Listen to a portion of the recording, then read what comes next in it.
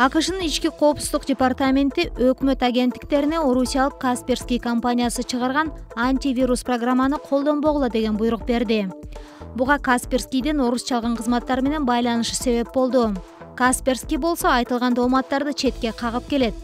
Кремль АКШ өкмөтүнүн кадамын өкүнүчтүү деп мүнөздөдү.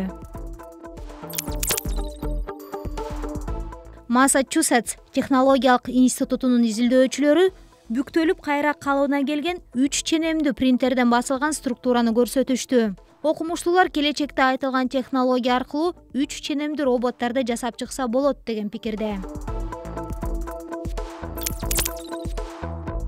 6 ай мурун Калифорниядагы ресторанда ишке алынган Флиппи аттуу робот өтө ийгиликтүү кызмат кылууда.